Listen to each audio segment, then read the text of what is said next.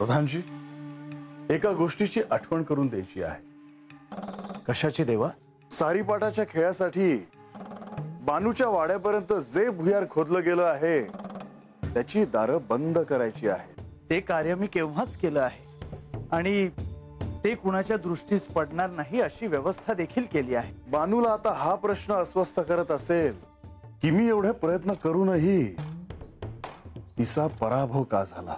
परंतु देवा, मी तुम्हाला एक सांगू इच्छितो. काहीही करून ह्या सगळ्याचा अर्थ काय आहे हे बाणाईला कळेल असं काहीतरी करा. अन्यथा जर भक्ताच्या मनात प्रश्न, शंका घर करून राहिले तर साधनेत प्रगती कशी होणार?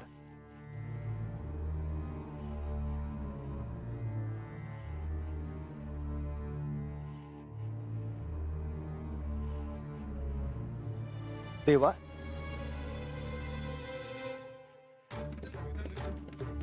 प्रधानजी, मी देखील त्याचाच विचार करत आहे. बानूला आता माझी उपासना करण्याची काहीच आवश्यकता नाही. तिचे जे प्राप्तव्य होते ते तिला मिळाले आहे. सारीपाटाच्या खेळात बानू पराभव होऊन तिचे जेजुरी सोडून जाण्याचा अर्थ म्हणजे यापुढे तिला आता आदिशक्तीची उपासना करावी लागणार आहे. आणि ह्याच उपासनेमधून म्हाळसेचे बानूविषयी जे मत आहे ते मत पालटेल. त्यांच्यात प्रेम निर्माण होईल आणि हाच एकमेव उपाय आहे. आणि प्रधानजी, म्हणूनच बानूने ह्या सर्वांपासून दूर जाणे अत्यंत आवश्यक होते. म्हणजे देवा, हे बाणाईला कोणीतरी सांगणं अपेक्षित आहे. आणि एकदा बाणाईची साधना सुरू झाली की ती श्री म्हाळसादेवींना जाणवेल आणि त्या प्रसन्न होतील. होय प्रधानजी, म्हाळसेला हे जाणवेल की तिचे कोणीतरी स्मरण करत आहे. पण कोण, का, कशासाठी हे तिला कळणार नाही. तेव्हा देवा, आपणही श्री म्हाळसा देवींच्या मूळ स्वरूपाविषयी स्मरण होण्याच्या दृष्टीने काहीतरी केलं तर गोष्टी सोप्या होतील. ह्यात नारद मुनींचे सहाय्य लागेल. होय, त्यांनी पुन्हा श्री म्हाळसा देवींचा विश्वास संपादन केला आहेच. पण बानूला भेटणे अवघड आहे, कारण अजामेळ ह्या प्रकारामुळे दुःखी झाला आहे. तो नारद मुनींचे काहीही ऐकणार नाही. त्यातूनही काहीतरी मार्ग काढूच. बानूला या दुःखातून लवकरच बाहेर काढावं लागेल.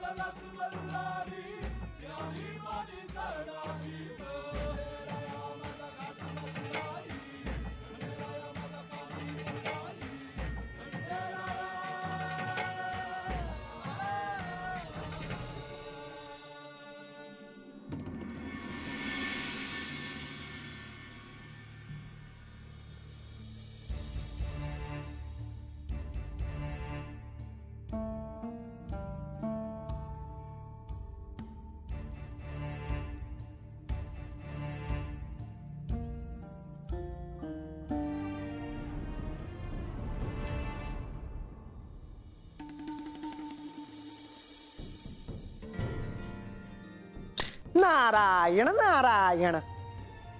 या मुनिवर, आज बऱ्याच दिवसांनी तुमचं दर्शन घडले. नारायण नारायण. जेजुरीत जे काही घडले ते मला कळले आणि म्हणून मी तुम्हाला भेटायला आलो. खरं तर जे काही घडलं आहे हे तुमच्यामुळे शक्य झालं आहे मुनिवर. नारायण नारायण. पण मुनिवर, तुम्ही त्यावेळी त्या ठिकाणी उपस्थित असाल असं मला वाटलं होतं, पण तुम्ही तिथे नव्हताच. होय देवी, मी नव्हतो तिथे, कारण मला तसे निर्देश होते. निर्देश कोणाचे? प्रधानजींनीच मला तसे सांगितले होते. प्रधानजींनी असं सांगितलं? पण असं का? ते काही मी विचारलं नाही, परंतु मला इतकंच कळलं की मी तिथे असणं अपेक्षित नव्हतं. परंतु देवी, तुम्ही आता आनंदी दिसता आहात. हो, बानू जेजुरी सोडून गेले आहे याचा मला खरंच खूप आनंद आहे मुनिवर. ती आता मला जेजुरीत कधीही दिसणार नाही. या जेजुरीत या गडावर तिचा उल्लेखही होणार नाही, आणि हे सारं तुमच्यामुळे शक्य झालं आहे मुनिवर. नारायण नारायण. देवी, मी केवळ माझे कार्य केले. असो, तुम्हाला भेटायचे होते, आता येतो मी. तुम्ही मला आवर्जून भेटायला आलात याचा देखील मला आनंद आहे. नारायण नारायण. येतो मी.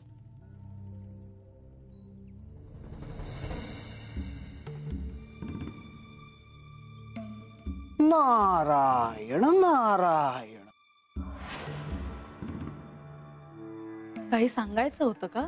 नाही देवी, मला इतकंच सांगायचं होतं की आपल्याला जे साध्य करायचं होतं ते आपण साध्य केलं. बानू आता जेजुरीत नाही, परंतु श्री खंडेराय आता बानूकडे जाणार नाहीत ना, याकडे आपण लक्ष द्यायला हवं. म्हणजे हे बानूकडे जातील असं तुम्हाला सुचवायचंय का? मला थेट काही सुचवायचे नाही, परंतु त्यांनीच बानूला असं वचन दिलं होतं की 15 दोनदा ते तिला भेटायला जातील म्हणून. पण बानू जेजुरीतच नाही म्हटल्यावर त्या वचनाचा प्रश्नच उद्भवत नाही. नारायण नारायण. मी आपली शक्यता वर्तवली. मला काय म्हणायचे आहे हे आपल्या ध्यानात आले असेलच.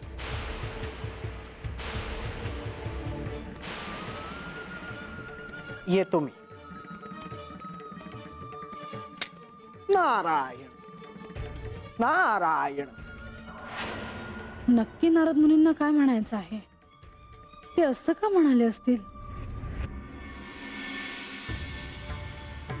प्रधानजी, मुनीवर आतापर्यंत येणं अपेक्षित होतं. ते इथे येण्याऐवजी श्री म्हाळसा देवींच्या कक्षात का गेले ठाऊक नाही.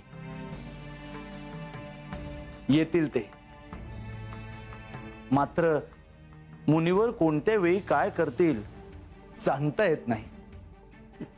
कोणतीही पूर्वसूचना न देता ते काहीतरी करून मोकळे होतातच. नारायण नारायण.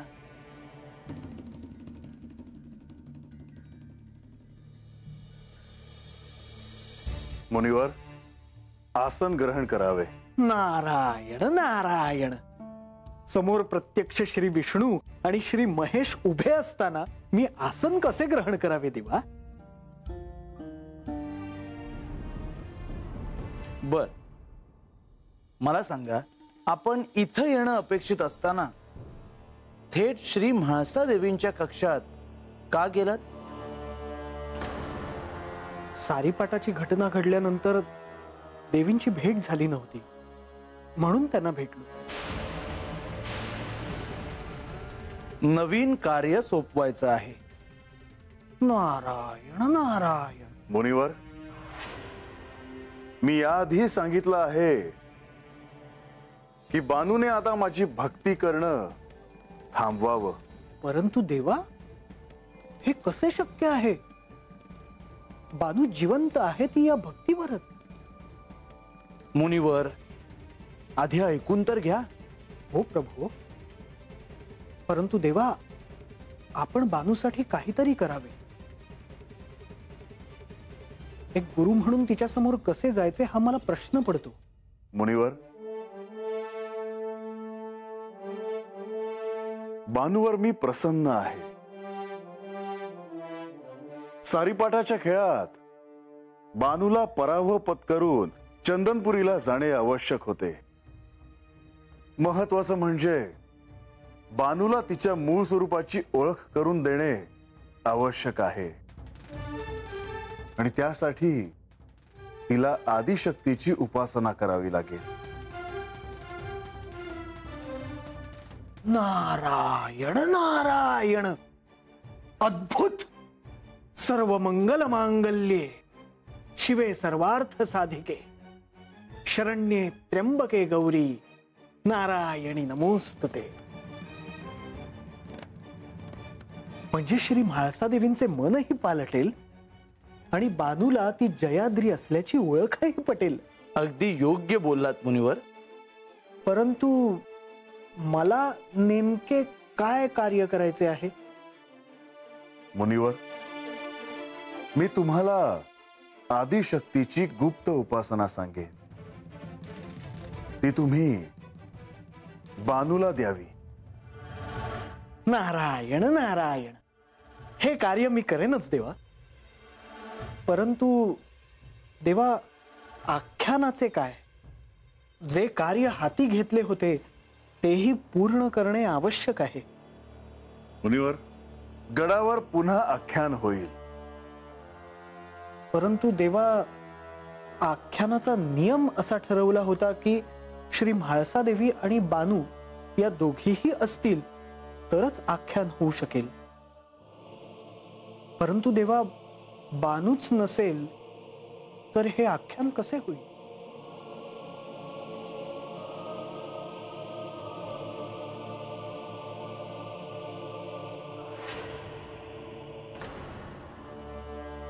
देवा, हे आख्यान गडावर व्हावे असे मला वाटते.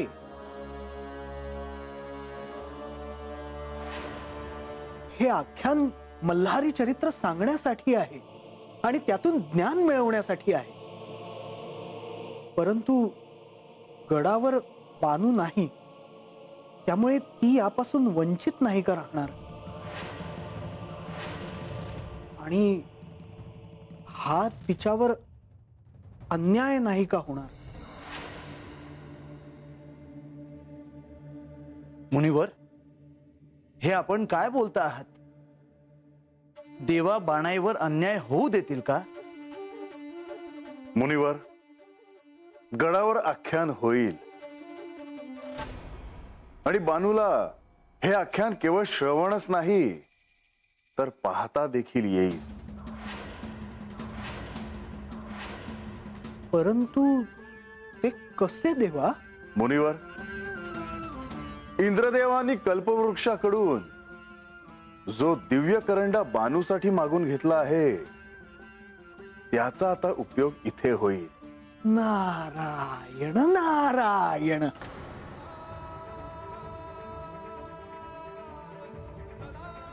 आता चंदनपुरीला प्रस्थान करावे. होय प्रभू. नारायण नारायण.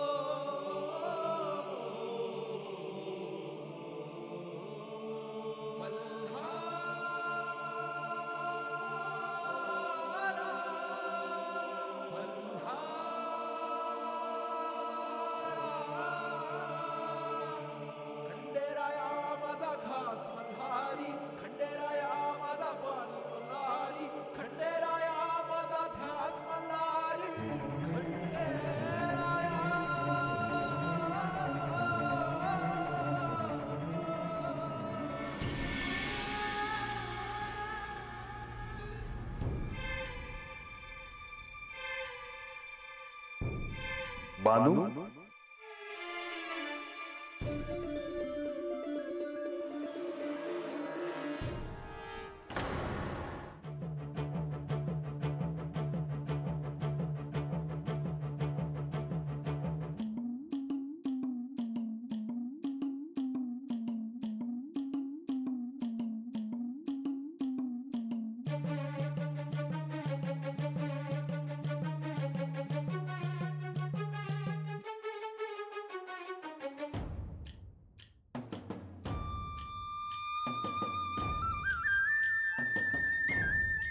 बानू,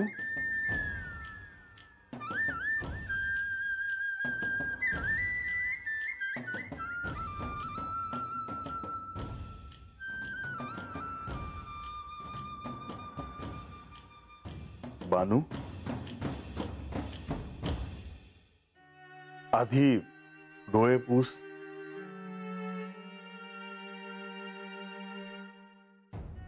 देवा, तुम्हासनी बघितलं आणि डोळं भरून आलं. आणि हे काय, तू ह्या वस्त्रात? ही वस्ती हाय, हात मातीत राबायचं असतं. काम करताना भरजरी कापड दागिनं घालून कसं चालायचं. बानू, तुला ह्या वस्त्रात पाहिलं आणि मला माझे ते चंदनपुरीतील दिवस आठवले.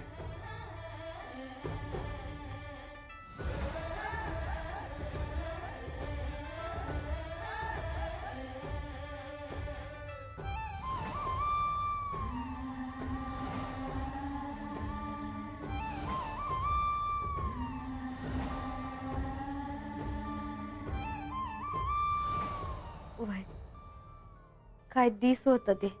बरं बानू, मला तुला काही सांगायचं आहे. जी. तुला नारद मुनी भेटायला येतील. पर ते तर मला भेटून गेलं. नाही, माझा ते संदेश घेऊन येतील. तुला ते मला असं नाही सांगता येणार.